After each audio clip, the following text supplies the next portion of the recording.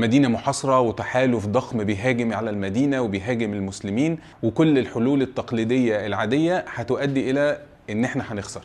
طب نعمل ايه؟ هنا بيجي دور سلمان الفارسي وهو بيقترح ان احنا نحفر خندق، والفكره دي ما كانتش مألوفه عند المسلمين ولا عند العرب، والفكره دي كانت هي الملاذ الاساسي اللي استخدمه المسلمين ان هم يتخطوا الخطر اللي كان عندهم من الاحزاب ومن القبائل المختلفه. كان سهل جدا الرسول والمسلمين يقولوا والله ده مش اسلوبنا، ده مش تفكيرنا، دي فكره جديده، الفكره دي ممكن ما تنجحش، الفكره دي احنا مش متعودين عليها. ولكن القائد سيدنا محمد صلى الله عليه وسلم احترم الفكره جدا ودرسها وشاف ان هي ممكن تكون فعلا الحل اللي ممكن يساعد المسلمين ان هم يتخطوا الخطر اللي هو موجود. ونتعلم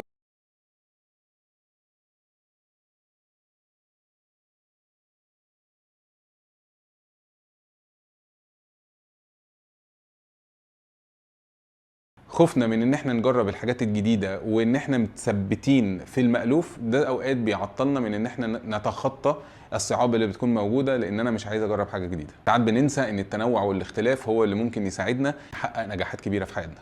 فعشان كده لو انت قائد او لو انت عندك مشكلة في حياتك وجت في بالك فكرة ممكن تكون غير تقليدية، اوقات كتير محتاج ان انت تتوكل على ربنا بعد ما تدرس الفكرة وتحاول تطبقها بكل مميزاتها وتحاول تتجنب العيوب اللي يكون فيها، لان دي ممكن هي السبيل ان انت تنجح وتحقق نجاحات كبيرة في حياتك. ودي كانت الحلقة الخامسة من سلسلة فيديوهات حصل زمان.